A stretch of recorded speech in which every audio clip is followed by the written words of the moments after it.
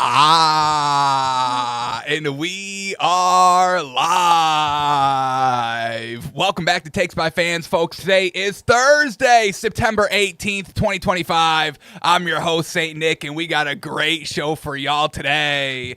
Wow. Well, week 3 kicks off today in the NFL, but don't worry, folks. We don't have to watch the game tonight, all right? We don't got to watch the game. There's a game on. We don't have to watch it. Dolphins, Bills, and man, oh man, this is the season. This is the season, Miami. Put up or shut up right now. We had a little bit of a glimpse in game number 2 where we were moving the ball. Tua was looking good. Receivers were open. The middle of the field was open. We were scoring. But our defense was holding us down. We're going against the Buffalo Bills, and I know I don't need to tell y'all. The media already told y'all enough. This is the best team in the league. Josh Allen's the best quarterback in the league. Man, oh man, this is the best stadium in the entire league. Farewell tour. They're going to go undefeated and win the entire thing. We all know that's what's going to happen this season. So, Miami, can you hang with the big dogs? Can you hang with the Bills? It's got to be competitive today. It's got to be. Or Mike McDaniel's got to go. Something's got to change if we get absolutely wiped, if we get absolutely blasted off the field. Changes are going to have to come, and Mike McDaniel's going to have to be the first one. Mike McDaniel first, general manager third, or second, Chris Grier, and then Tua, I think, is last on that poll. But it all starts tonight, folks. It all starts tonight. The fall of the Dolphins, the firings could all commence tonight. So make sure you're watching. Maybe we do got to watch the game. We got to see if that firing's coming tomorrow. So Thursday night football, we break down the game. We make our pick. Go Bills. I mean, I can't even. You know me, I'm a Fins fan, but I leave my Fin at the door. Y'all know that. So we break down that game today. There's a prop bet we're going to look at today because there's only one serviceable person on this entire Dolphins team that gives the effort, that gives us a chance to win, the chance to move the ball. So we'll check the line and see if there's any value in it and see if we can go with that for a prop bet for today. So we react to all the week 3 lines today, including Thursday night football. We make our official prediction, and that's what we've got in store. So let's start with just some stories off the rip, and we got to start here. We got to start here. Once again, Pablo Torre still doing it. It's every day. It's every day. And it's just so funny. It's like, whenever you're accused of something, just please stay silent. Do not say anything. Do not go to ESPN and have a PR statement and then absolutely bungle it and have your voice go, I got swindled. I got duped. That's never a good look. Do not have, your buddy, your other billionaire buddy run to social media and write post after post after post after post after post after post after post defending you. Just be quiet because you don't know what the other side has, okay? Pablo Torre is doing this right. I mean, I know we shout him out almost every single day on the show, but Pablo Torre does investigative journalism right. You don't show all your cards. Do you ever show all your cards at once, folks? Come on. I know y'all are smarter than that, sharper than that. You never show all your cards at the same time. And that's what Pablo Torre is doing. He's not showing all of his cards. He's showing half the deck. Hey, look at this half the deck I got. Pretty good, right? And then, Mark Cuban runs the Twitter and Steve Ballmer runs the ESPN. But then Pablo Torre's not done. He's like, here's another 25. Well, what's up now? Everything y'all just said, I'm proving otherwise with these documents now. So what say you now? And then they go and do their spiel and try and cover it up. And he's just coming out with new evidence every single day that he's been holding back because he knew these rebuttals were going to come. So another new episode, another new video release from Pablo Torre. Can you just read Here Mark Cuban's tweet? While Pablo is focusing on the $2 million and $50 million from Wong Balmer, he didn't really get into the millions of dollars in carbon credits that were purchased by the Clips and the arena. I bring this up because it would have been a lot easier and a lot safer if he was trying to circumvent the CBA to just buy more carbon credits. They were almost all margin, as Pablo correctly pointed out, so they would have created the cash immediately to pay KL2. So once again, another kind of gotcha by Mark Cuban. Be like, well, Pablo Torre, you dig so much, but what about all this? What about the carbon credits that would have just made it so easy to circumvent the cap? What about that route that would have been the logical route if the Clippers and Steve Ballmer were going to circumvent the cap? It would have been a whole heck of a lot easier if they did it this way. Mark Cuban tweets that out.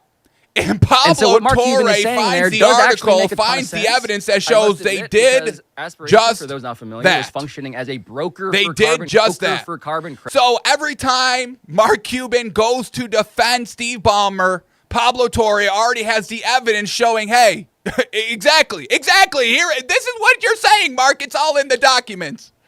So it's just every day, slow drip feeding. All this information that definitely makes the Clippers and Steve Ballmer all look guilty. And we've also had, Pablo Torre reach out from the employees of Aspiration, and they're all like, yeah, it was real crazy that, we were kind of a bankrupt company losing money, and they still kept investing. It just didn't make any sense.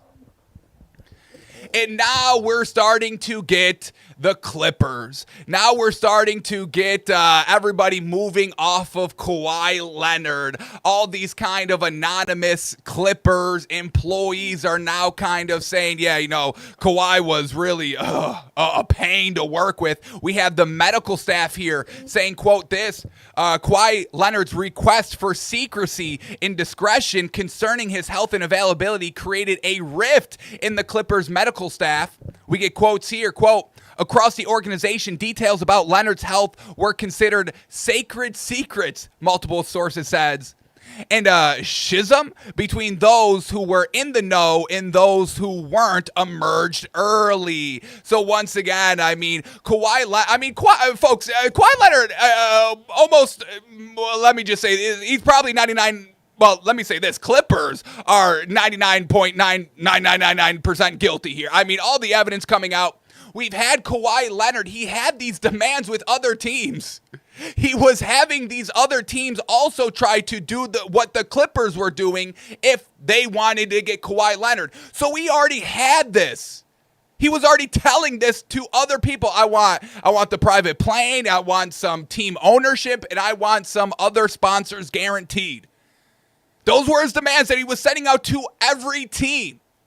So the fact that the Clippers swung in last minute and was able to sign him, we have to kind of assume that they were going to meet those demands. And now we've got all the documents by Pablo Torre coming out. And now we've got, the medical staff and kind of the employees of the Clippers being like, yeah, this whole Kawhi Leonard thing, we weren't allowed to even talk to him, even though we were the medical staff. We weren't able to really even know anything about it. This whole Kawhi Leonard thing was, you could never even talk about him. So, a lot of secrecy there by Kawhi Leonard, and he's the one that was saying it. Like, this is not new, his demands and all that. So, not very good. Quote, once again, he was very separate from the Clipper staff. It caused extreme angst within the medical department. It was like the Clippers medical staff wasn't really allowed to touch Kawhi ever. Because once again, the times that he was kind of, his injuries were flaring up were times where those no-show endorsement payments were a little late. All right? Hey, I'm not playing without that endorsement money. That endorsement money's late. Oh, man. Can't the medical staff, the medical trainers look at him because, he's fine, but he's playing hardball with the ownership because of the money, so... Very, very messy here with the Clippers. The evidence all seems to point to, Steve Ballmer doing wrong, truly circumventing the cap, Mark Cuban barking every waking hour of the day, trying to defend him and poke holes in stories. It's not a great look, I'll tell you. So, That's the latest here on the Clippers. Kawhi Leonard aspiration, billionaires getting swindled / circumventing the cap. That's where we currently are at with the story. Pablo Torre's got a rebuttal for everything. I would keep quiet. If you think you're helping Steve Ballmer in the Clippers by saying something online, I don't think you are. Mark Cuban, I think you're doing more harm than you're doing good. You know, Steve Ballmer, every time he opens Twitter, he's like, please shut the fuck up, Mark. Mark, shut the fuck up. I did it, Mark. Shut the fuck up. Jesus, I went on ESPN and I made a fool of myself and you keep doing the same fucking thing, Mark. Mark, shut your fucking mouth. So, this whole thing is just so funny, folks. It's just in the whole grand scheme of things, folks, I'm about this close to losing my mind. I'll just let y'all know this right now. But just nothing truly matters, the grand scheme of things. We got everybody running to Steve Ballmer's defense. And obviously, it should always be innocent until proven guilty. 100,000%. But it's just so frustrating when you got everybody going to this guy's defense that, you know, are all the same, you know, all these owners, you know, because once again, these owners are in this club together. You know, they all kind of work together. They're really not fighting against each other. That's why they got the commissioners of the league. They work for the owners. I digress. But it's just so frustrating, and we can never get any clear answers on anything. It's always, no, you're wrong, and this is why. I'll tell you this fake information, why you're wrong. It's just so tiresome. Once again, I mean, I say it all the time, but nobody can ever accept blame and accept fault, and then we can all move on. It's always, I got to dig, double, triple, quadruple down. It's getting very tiresome, folks. I'll tell you. So that's where we are with the Clippers. Let's move on here. And then, this is crazy. I mean, sheesh. So let's break this down. I didn't talk about this when it actually happened, and I probably should. I should have. But, all right, let's break it down. We had Canelo versus Crawford, big, highly anticipated boxing match. It was on Netflix. You can bet on it and all that. So, I don't know if y'all know the streamer Aiden Ross, popular streamer on Kick, one of the top dogs over there on that app. Shout out, I guess. But Aiden Ross was on stream when this fight was going on, and right before the fight started, Aiden Ross gets a call on the phone. He says, I have to take this. This is all on stream, folks. This is all recorded, okay? Maybe is this a video right here? I'll play it for you. I don't know if this is a video. I didn't. Jordan, we're switching the bat. Yep. Okay. We're Catholic. So all right. So he gets a call on stream. He says, I have to take this. This is all recorded on his stream. Says, I have to take this. He comes back a little bit later. Says, we're switching the bat. I think he was on Canelo. He was on Canelo originally. Gets a call, says, oh, we got to switch the bat. We're changing the bat. I just got one of those calls. You know, one of those calls. I just got one of those calls. Switches the bat last second to the winner. Here it is, folks. This is the audio. Here we go. The video, the audio. Here it is. This is Aiden Ross. That's insane. Jordan, we're switching the bat. Huh? We're definitely switching our bat. Oh my What? God. What you mean? No. Don't stay with Canelo. We're going Crawford. If bro. he's saying that, everybody goes slam Crawford. Jordan, we're going Crawford. I'm telling you right now, we're going Crawford. Wait, Cash what? out. I'll tell you guys off stream. See, I told you, bro. I hate when you say this. All right, No, what? fuck it. I'm No, about to put like let me 10K on this. We got to shit. go Crawford, Jordan. Like, What? No, I need to know, bro. we're good. Just go Crawford. You really want Crawford? Text me, bro. I will. Shit, I might slap more if you're talking like that, nigga. I got you.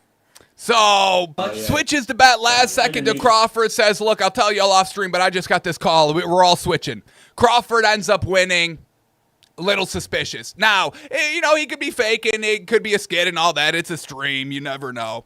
But this is where it gets interesting. The American Gaming Association released a letter stating they are investigating Aiden Ross for insider trading in regards to the Canelo Crawford bout. This is the official letter.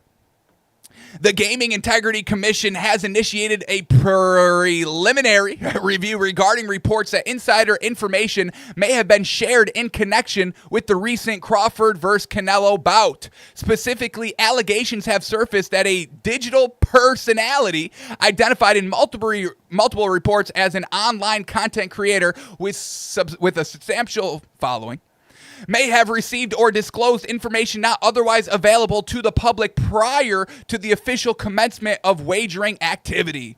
At this stage, the commission is not making any determinations as to the validity of these claims.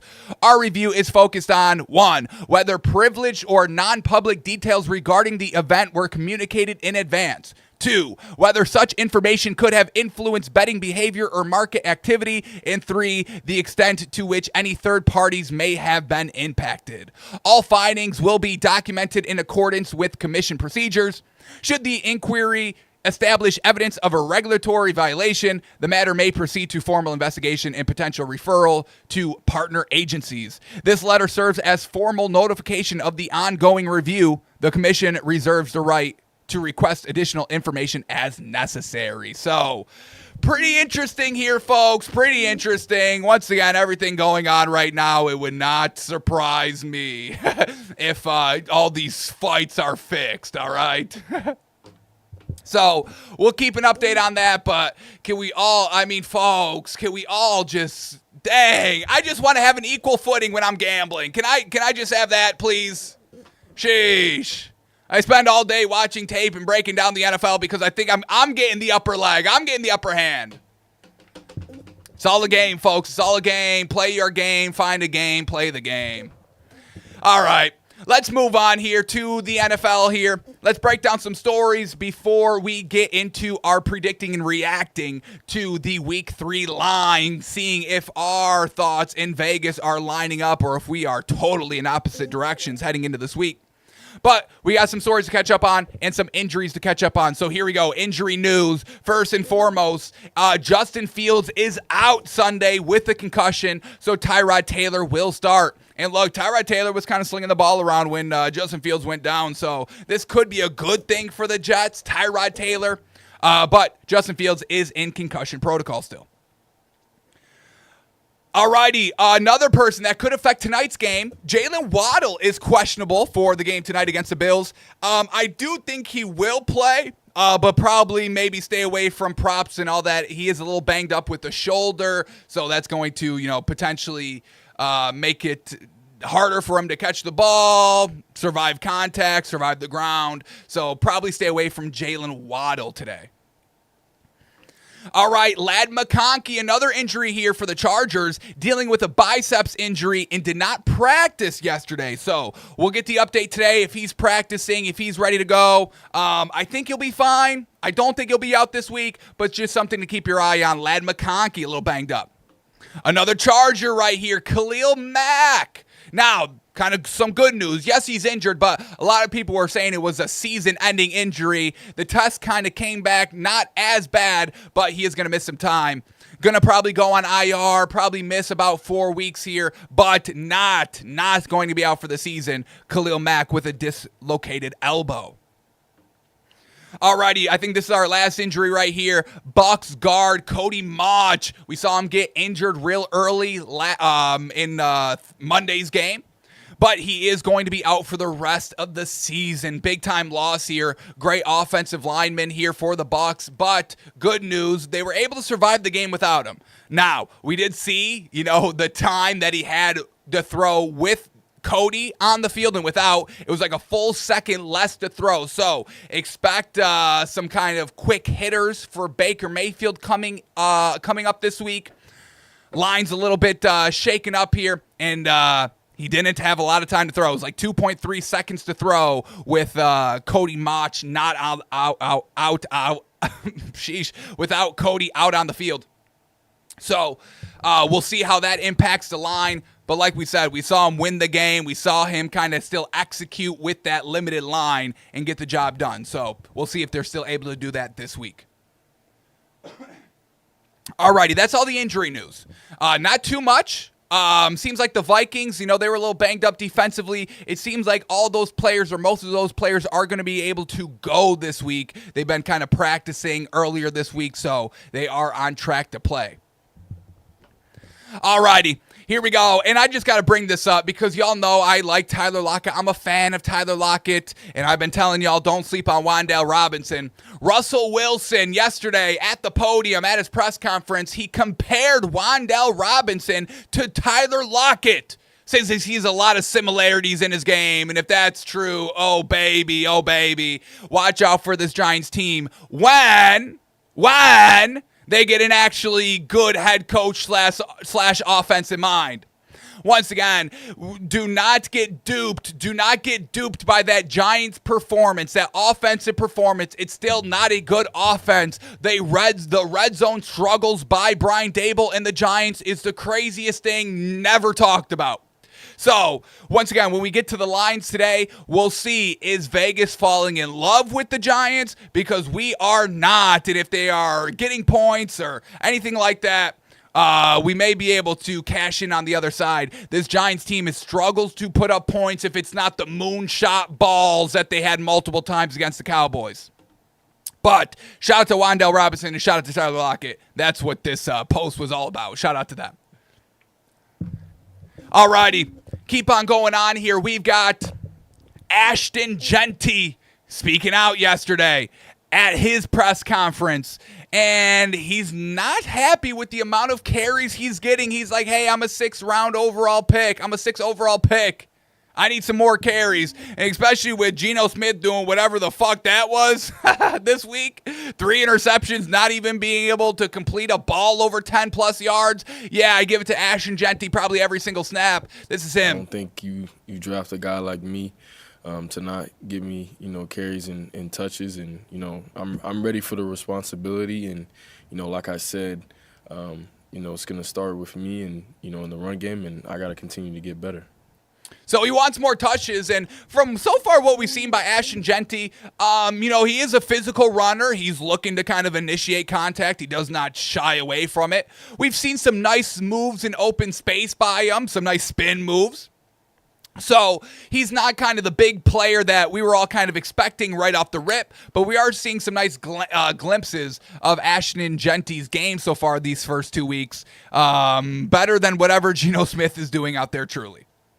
So we'll see how the offensive game plan changes with Geno not doing good and Jeanty kind of speaking out a little bit more. Alrighty.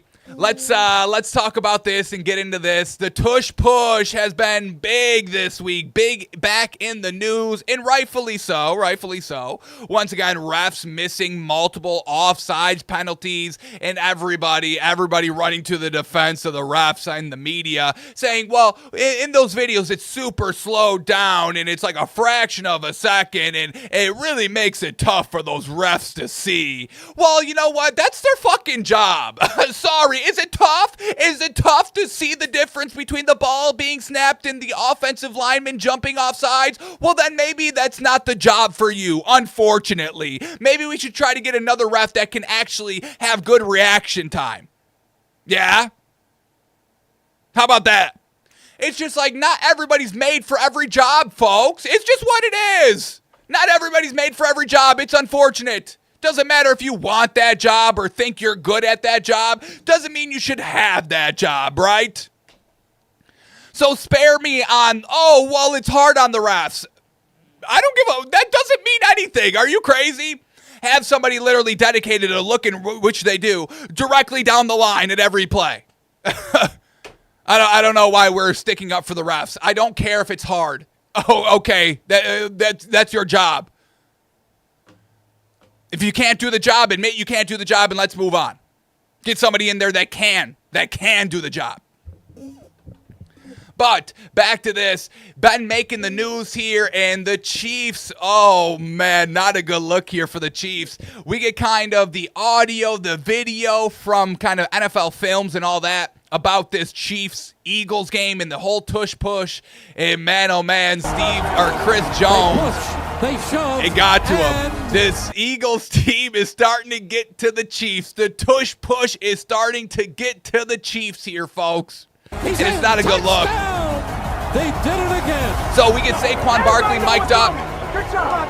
It don't matter. Yeah, I love that. The whole world knows we're fucking doing it, and it doesn't fucking matter. They know it's a play. They know it's their bread and butter. We just heard Nick Sirianni this week say, hey, we're not running the tush push anymore. Psych. Of course we're running that fucking play. Are you crazy? So they know they have that kind of golden goose of a play. They know it works. They went in the same place 7 And then here's Chris Jones getting real upset. They went in the same place 7 They were in the same place that fucking time. It doesn't.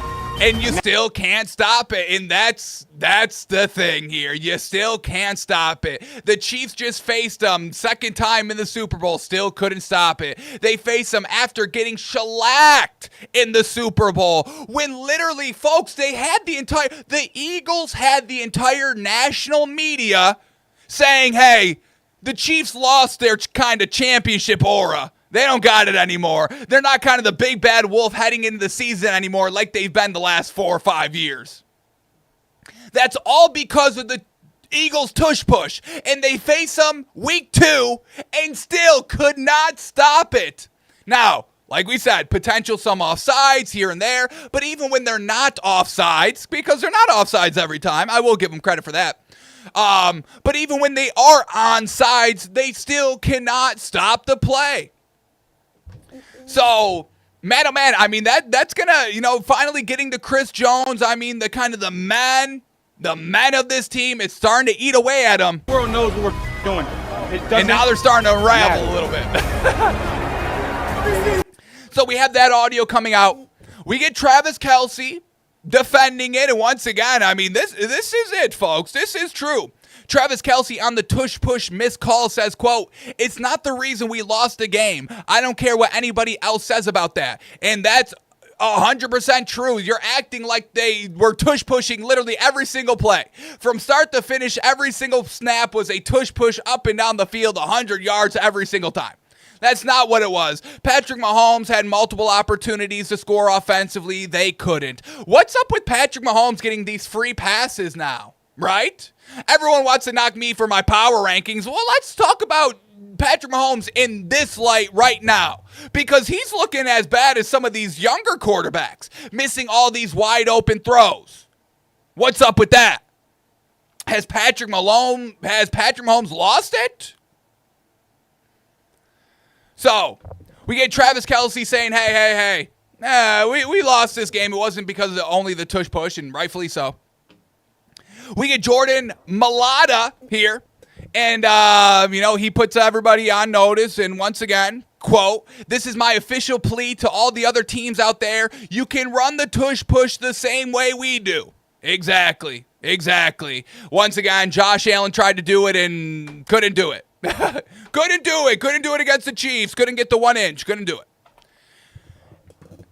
I hate that we have to keep talking about the tush push and all that. We just have to call it. It's really with the refs. That's the only thing wrong with the play. It's the refs letting the false starts go because they can't tell it's offsides. They can't tell it's a false start. And then I'm just going to finish it right here. This is Jalen fucking Hurts. This is why we should all respect the man. And once again, folks, please get it through to your head. Football is the ultimate team sport. The ultimate team sport. It doesn't take the biggest arm, the biggest cannon arm, the biggest broken nose, the best running quarterback. It doesn't take any of that. It takes the leadership and making the right plays. And this quote from Jalen Hurts sums it up to a T. Quote, this is by Jalen Hurts. Quote, "My job is to be the general and to orchestrate everything. I am very critical of myself in taking advantage of the opportunity that are there for us. There is definitely some evolution that we can do and things we can grow in. I look inward on all those things and making the most of the opportunities we have. When you win and you also have a lot to learn from, you can be very critical of yourself." That first sentence, "My job is to be the general and orchestrate everything."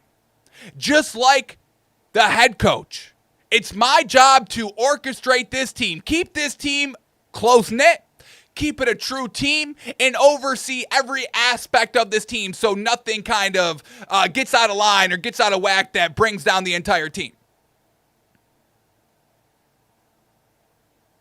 Now, when you bring kind of the offensive play calling into that head coaching spot, now you're taking on too much. Now you're trying to do too much. You're trying to do your job and somebody else's job. Jalen Hurts is like, hey, I'm just doing my job out here.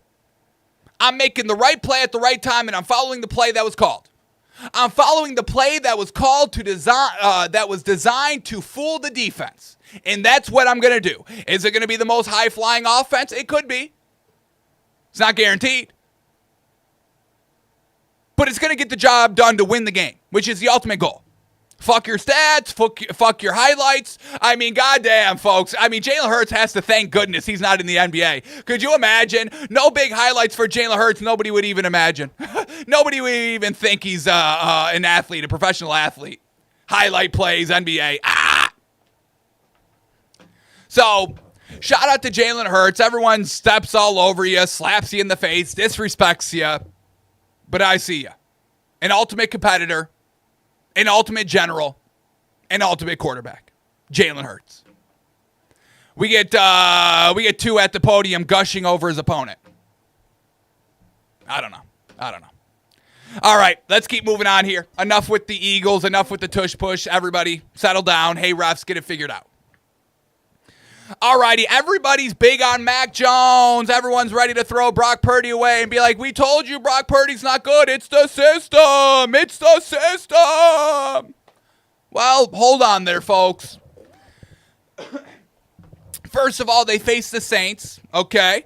Mac Jones did good against the Saints. I don't know if that's a good benchmark for him. And also, he wasn't, like, flawless in that game. Wasn't flawless. We get Kyle Shanahan on Mac Jones' fumble against the Saints. He wasn't really happy about it, and he was kind of saying that was all on Mac Jones. So on the play, we can hear Kyle Shanahan talking through it. Quarterback hitching one too many times and holding it, or is it on the receiver for not getting the separation? What did you guys decide? No, it was holding on to too long. The play we wanted, where we thought it was going to go, wasn't there. So Mac had to wait a little bit longer to get the look we weren't expecting. So I didn't like the play call. But you had to sit there and take 3 hitches with him that deep. That's usually what I expect to happen. We'd love to get rid of it just 1 hitch earlier. So Mac Jones holding on to the ball too long. Kyle Shanahan saying it outright. Hey, I mean, all those hitches, what the fuck are you doing? I mean, get rid of the ball on the second hitch. I mean, get rid of the ball, throw it away, do whatever you do, but don't hold on to the fucking ball and fumble it like you did.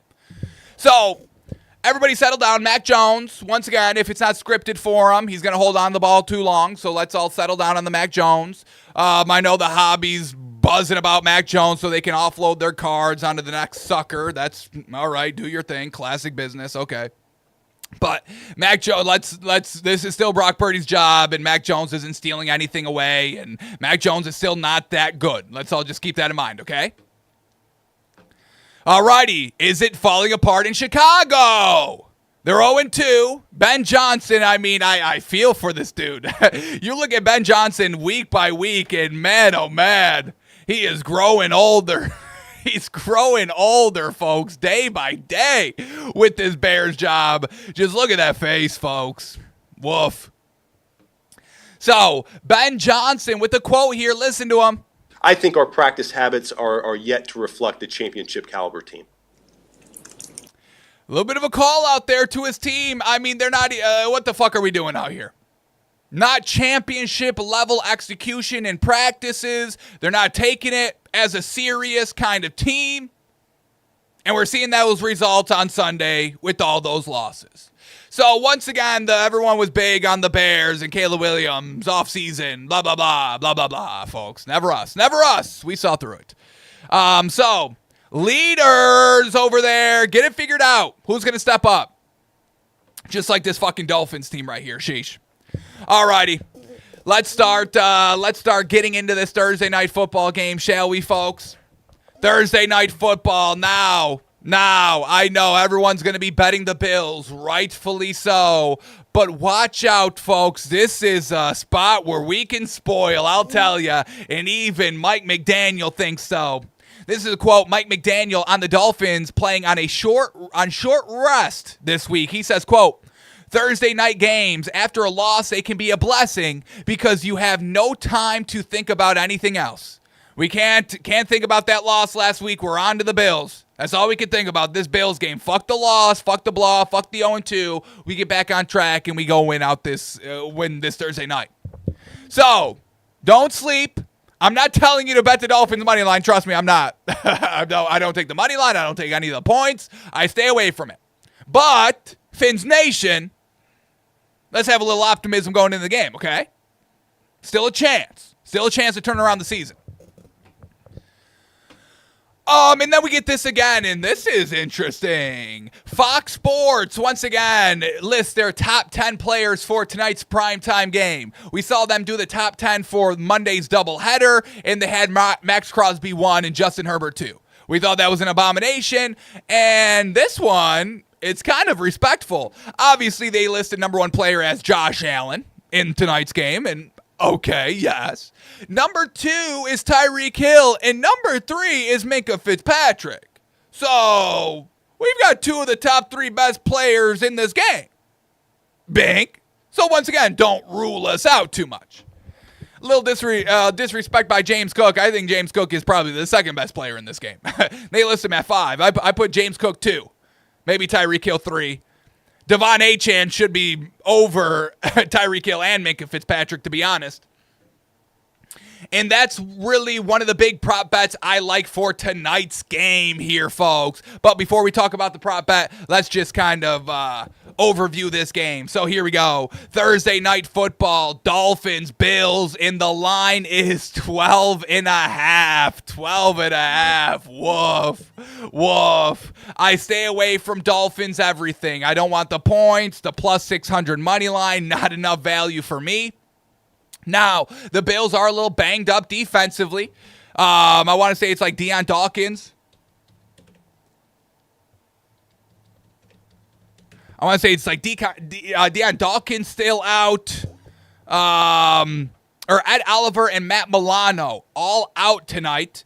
We got Cam Lewis questionable, Shaq Thompson questionable. So we'll see about those. But Matt Milano and Ed Oliver, 2 veterans, 2 kind of, big voices on that defense, going to be out this week tonight. So we'll see if the Dolphins are able to kind of take advantage of that.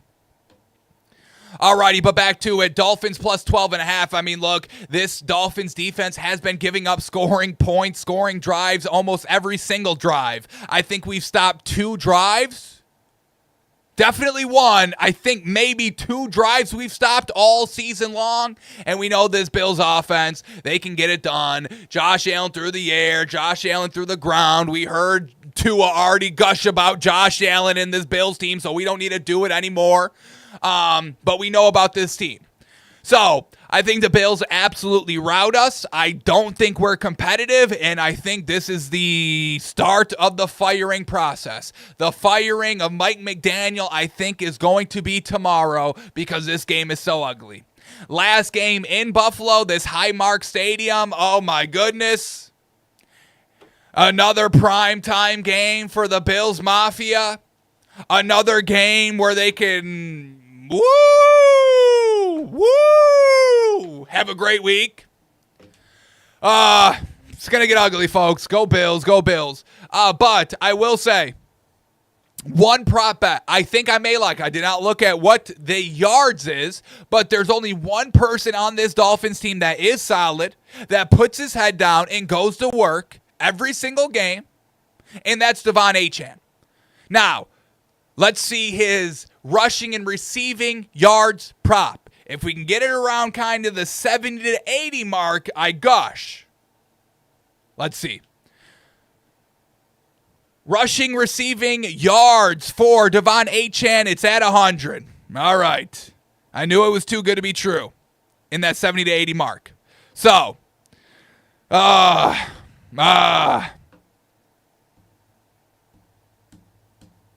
do we take it at 100 at minus 119? I think that's the only thing I like today. That's the only thing I like for the Dolphins. I mean, the Bills, you could probably take everything. You could probably take everything. Josh Allen's passing yards, 240. I mean, everybody was passing on us. Everybody. What did Drake May have? What did Drake May have on us? 287 yards. So 240 by Josh Allen at plus money. Take it. Josh Allen's passing touchdowns, probably stay away because we know how he likes to do. He likes to rush. He's a running back at heart, folks. And then probably take James Cook because he's great too. Shout out to James Cook. James Cook rushing yard 70. Of course he's going to. Are you crazy? So we'll see if the Dolphins can turn it all around. Maybe they just gotten off to one of the slowest starts in NFL history, and I'm hoping so, but it doesn't look very promising. So officially, I don't know if there's any great value in this game overall. I just know do not bet the Dolphins. That's all I could say. Do not take anything with the Dolphins, prop bets, even the HN, probably don't even take that. Alrighty, so let's have a game tonight. Yes, let's just have a fun game where we just watch. Let's just watch, don't bet. Yes? I hope they can surprise me. I'm hoping. I'm optimistic. I'm optimistic winning. I'm not optimistic betting. Okay? All right. Alrighty, so that's Thursday Night Football. Should be a great one. It should be a great one here, folks. Alrighty, but now let's predict and react to the rest of the lines here for Week 3. And the first matchup up here is Packers-Browns, and this is going to be spicy. This should be a lot. This should be Packers minus 9.5. I'm going to go under the 10 hook, hopefully, and we get some value. But yeah, this Packers defense, I mean, I don't got to tell y'all, the national media gushing over on Packers, potential best team in the league, and they throw the ball. And now, no dinking and dunking. No. They're going the Geno Smith special, baby. They're going 10 yards plus. 20 yards plus down the field, and there's nobody on the Browns that can do that. No quarterback in that room. All those quarterbacks in the room, nobody can sling the ball like this Packers team. So I would predict it's Packers not minus 9.5, and it is officially Packers minus 8.5. So even more value, better value, and I'm liking it already. Absolutely, I swallow those points. That may be one of our plays. We'll have our official picks tomorrow, but I'm liking that already. Alrighty, next game up here, we got Jets at Bucks. We know no Justin Fields is going to be Tyrod Taylor, and we know the offensive line a little banged up for the Bucks. But at the end of the day, I think this Bucks defense holds the Jets pretty firm here. We get the Bucks at home. I'm going to make it Bucks minus 7.5. And it's Bucks minus 7. I mean, we're a little on point this week, folks. Bink, kind of, back to back within a full point. So, our thinking is right on track with Vegas. Like the Bucks here.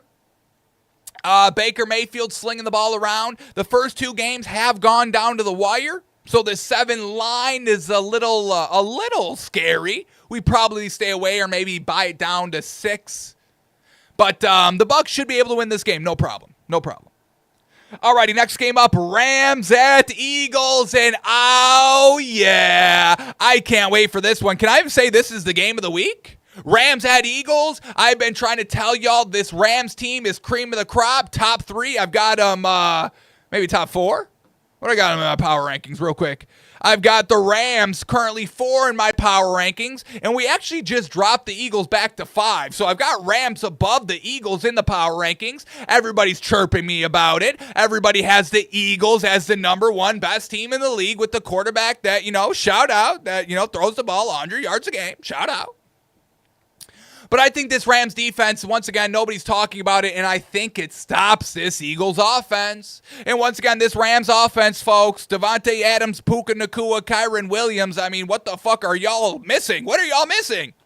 I can't wait for this. I'm sure we're getting points. I'm sure Vegas is making this one Eagles minus 3, a classic line for the home team. And for that, we take Rams money line and we take the 3.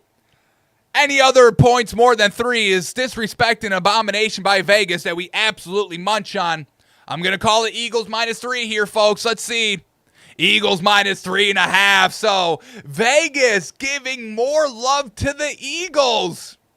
Oh, what a shame. What a shame. Everybody will start waking up to this Rams team this week. It starts this week here. Sean, go get it done and vindicate me on why I'm so high on this Rams team. They defeat the reigning, defending Super Bowl champions. Give me the Rams money line. Don't give me the points. Don't want them.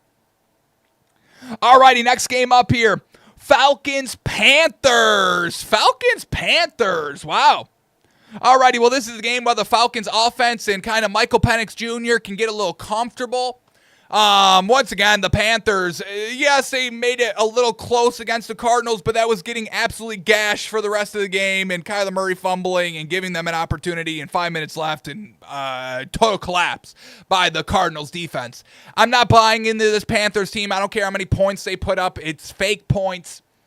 I'm going to make this one Falcons minus 2.5, and I'm thinking we get some good value on it. Right under that 3, that field goal hook, 5-point swing the other way. I'm going to go Falcons minus 2.5 here. Vegas says, oh, wow. All right, I guess I was hoping too much here. Falcons minus 5.5, and once again, that's fine, folks. Under 6, I'll take it. Under 2 field goals, however you want to play it. This Panthers team is not good offensively or defensively. Bryce Young is not it. We get a little bit of a down week by Michael Penix Jr. last week. He's back at it this week. Give me the Falcons minus the points. That's fine. Alrighty, we keep going. Next game up is Colts at Titans. Colts at Titans, and this is going to be a good game. Maybe a little bit of a closer game than everybody's expecting. I think this Titans defense can kind of do a little something with the Colts. This Titans team, once again at home, is this 3 straight home games for the Titans? I mean, they got to get comfortable at some point here. Colts looking good. Barely winning last week, beating the Broncos.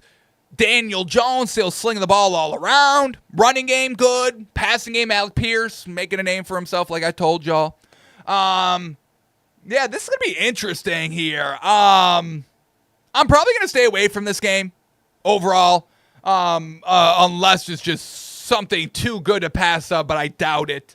I'm going to go Colts minus 3.5. Colts minus 4.5, the official line here. Yeah, this is an interesting one. I think the Titans could be a little competitive here with the Colts. Little division rival, a little early. Yeah, I think this is a potential little trap game. I think everyone's going to be on the Colts here. But I think to stay away, yeah, look at this. Plus 4.5 here with the Titans is at minus 115, getting more of the bets there, so... Watch out, folks. Watch out for the Colts. That's a potential small trap. Stay away from the game, I think. Alrighty. Next game up. Raiders at Washington. Ooh. This is going to be a good game, too. We'll see where Vegas has the line at. But kind of both optically... The public is down on both these teams. We just saw the Raiders get shellacked and Geno Smith look atrocious. And Washington, a little bit of a step back. Some people questioning Jaden Daniels the first 2 weeks in the overall offense. So Washington at home, I think they are better than the Raiders. I'd probably go Washington minus 3.5, minus 4. And there it is, Washington just minus 3 right on that classic line. This is just kind of an anybody's game. Probably another game to kind of stay away from overall. Alrighty, next game up, we got Bengals at Vikings.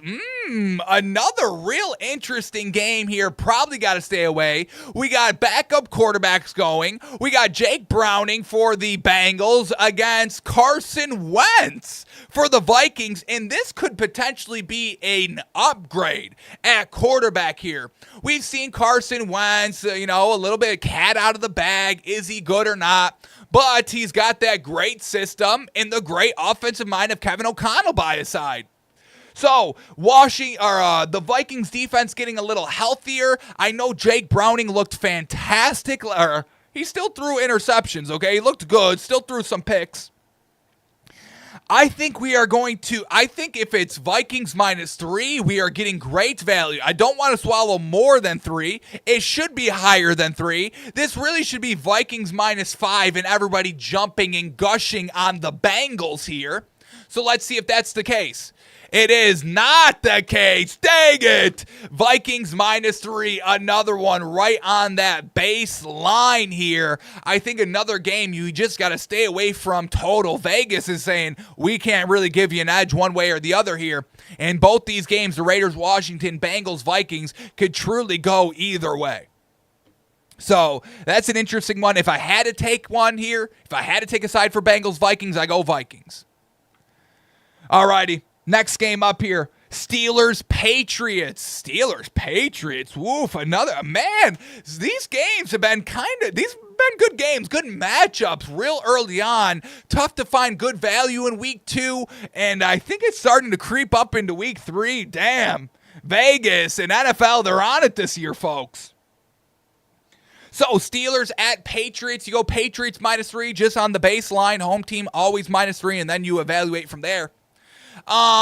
But the Steelers defense, they got to get it figured out. We saw Drake May against the Dolphins defense taking everything that was given to him. Doesn't force anything. Great game managing quarterback that can make, that can make most of the throws out there. So, it's tough to bet the Steelers right now. Aaron Rodgers is looking, classic Aaron Rodgers. I've got no problem. The receivers dropping too many balls. I'm going to go Patriots -3 in another game where we probably just got to stay away from. Wow.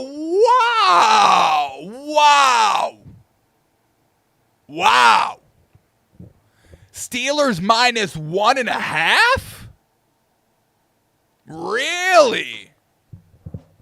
I'm a little surprised by Vegas here. I won't fake to y'all.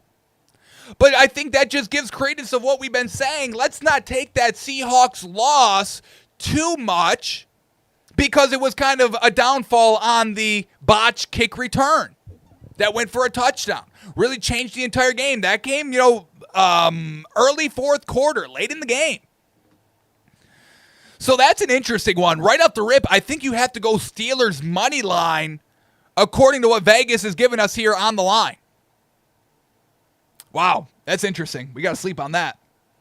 Alrighty, next one up here. We got Texans at Jags. Ooh, division matchup here. Should be another great one. This Texans defense is very, very good, but I think the head coach Cohn can scheme his way offensively here for the Jags to make it competitive. It probably sucks. We are going to have to kind of swallow a point. I'm going to call this one Jags -1.5. But Jags money line, don't sleep. A lot of drop passes. A lot of people are, putting it on Trevor Lawrence, and everyone's making a big stink of Trevor Lawrence waving off Cohen. This is still a good team, folks. Good defense, good offense, good coach. Damn, this is going to be a good game. I'm going to go Jags -1.5 on the line. And bang, bang, bang. That's our first one right on the money there, folks. Jags -1.5 here. This is, this is going to be a good game. And look at this. Jags money line's at -130. Texans money line at +110. Some people being sharp, I think. It's going to be a good game. I don't think we can bet the game, but it's going to be good. I think a lot of people are going to be on the Texans, I think. Alrighty, next game up here. We got Saints at Seahawks, and please, we could get some good value here, folks. The Seahawks are going to romp the Saints. Romp! And I really wish the Seahawks lost last week to be 0-2, set the line at just Seahawks -3, and then we could munch it all the way, baby. Because I'm going to go -9.5. This should be Seahawks -9.5. It should be -13.5 if Vegas is truly knowing ball. But this is going to be a non-competitive game. Stop with the Saints. Stop with the Saints, folks. I'm going to go Seahawks -9.5. Value. Seahawks -7. Yeah. I know I'm not the biggest on the Seahawks. Their defense kind of impressed me a little bit more last week, but this Saints team is atrocious. We know this, folks. We know this. Stop with Spencer Rattler. Who just said Spencer Rattler is going to be a household name? I think, was it JJ? Who was it? Some bonehead in the national media says Spencer Rattler is going to be a household name. Household as in the bathroom. I got to go take a Rattler. Where's your guys' bathroom? I got to drop a rat. That's household name. Bathroom. Household. All right. Seahawks -7. I like that. I like that a lot. All righty. Next game up here. We got about 5 left here. Next game up. Broncos at Chargers. Broncos at Chargers.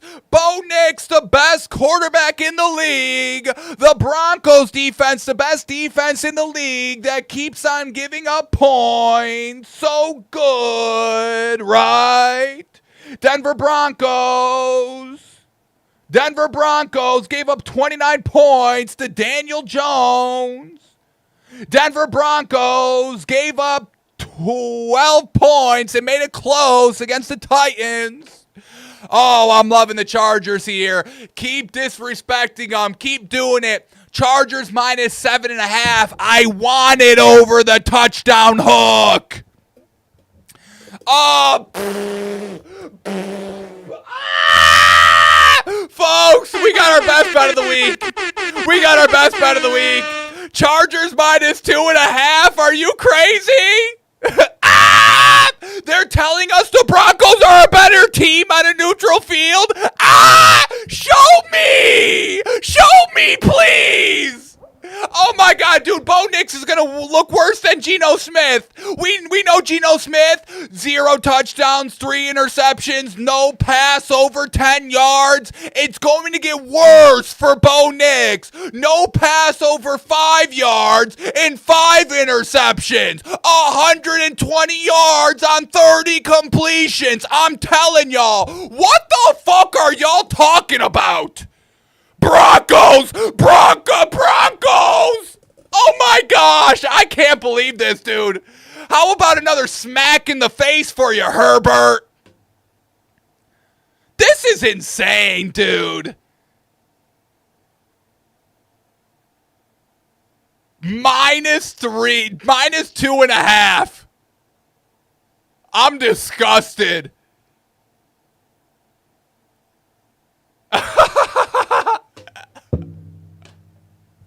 Please, folks, please keep betting the Broncos. This is wild now. This is wild. Chargers all day. This is my best bet of the week. I don't care. I was going to save it for tomorrow, but here it is. My number one play, folks. Chargers minus 2.5 and bet it up.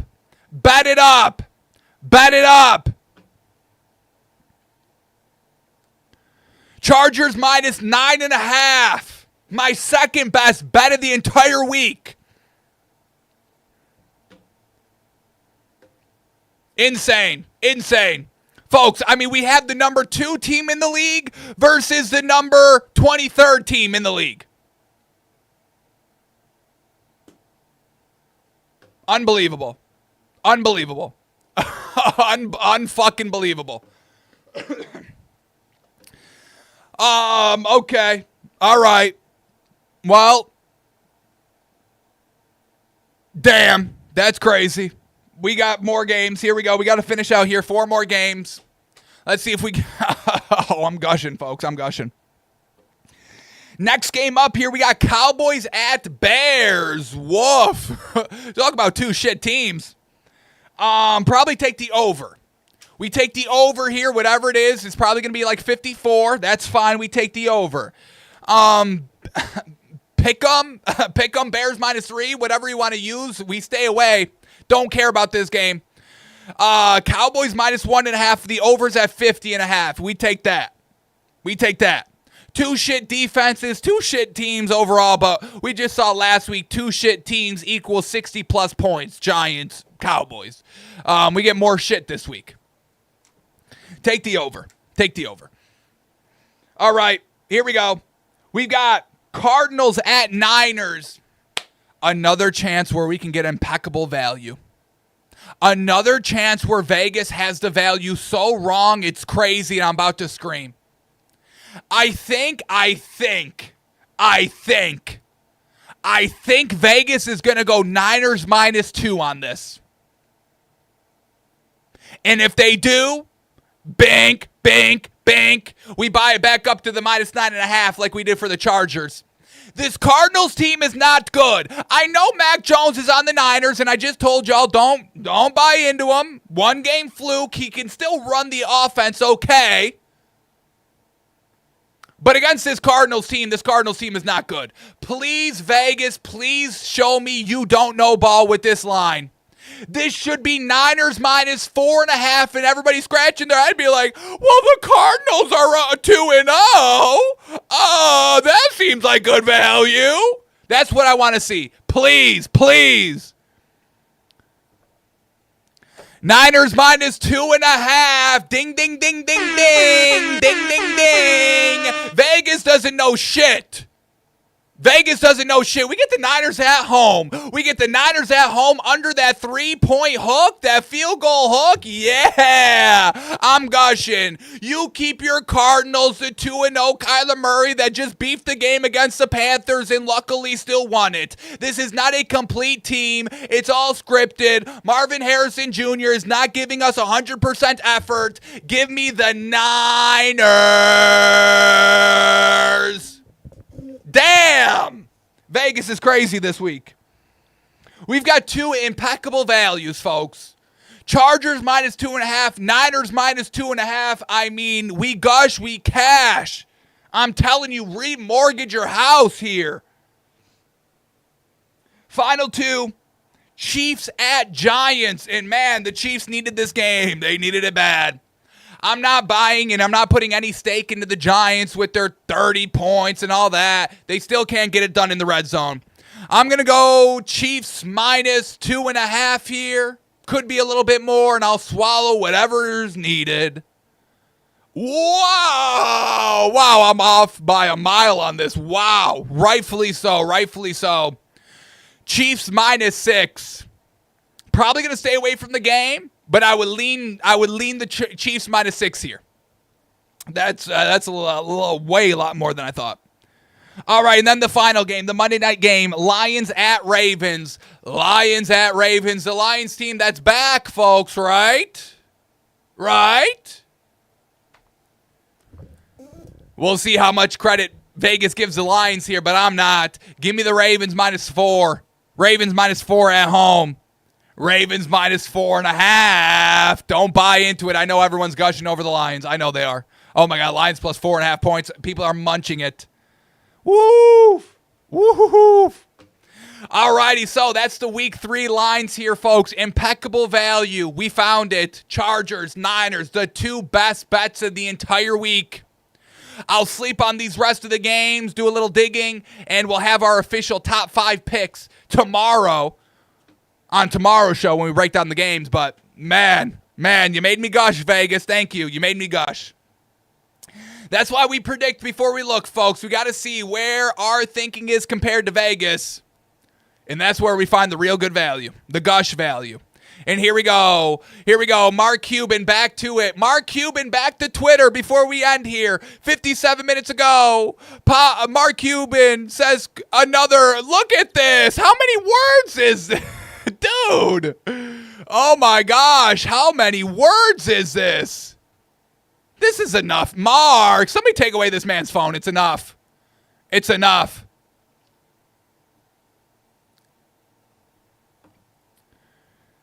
How many words is this?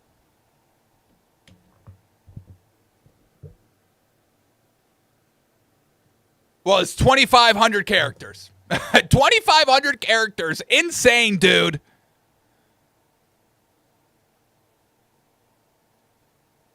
That's wild. What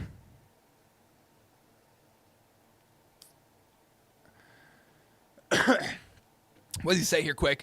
Pablo, glad I could help. Will you now admit that you and your sources who said it was common knowledge that 50 million was for cap circumvention were incorrect and the wrong 2 million and 10 million weren't directed to Kawhi Leonard? And you focus too much on the dates. A contract paid quarterly is always going to be close to any investment. So he's still doing his thing.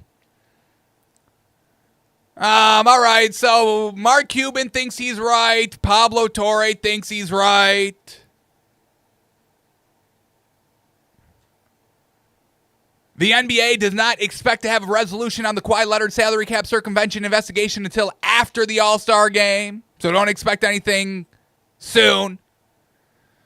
All right, well, that's where we are right now. We'll see, folks. We'll see. Alrighty, but we've got Thursday Night Football on tonight, folks. Bills, Dolphins. This is it. This is it. We gotta look presentable out there in Miami, all right? Mike McDaniel, come on. Clean it up. I'll be watching. Alrighty, folks. Well, I appreciate y'all listening, tuning in. We're back tomorrow for our official picks, even though I kind of premature gushed a couple of times. But we'll have our 5 picks tomorrow. We'll break down the game, and we'll see the latest development in the whole trees, the fake trees for Kawhi Leonard. Alrighty, folks, I appreciate you watching, listening, tuning in. Get a great rest of your Thursday. Enjoy the game. Let's cash some bets. Good luck.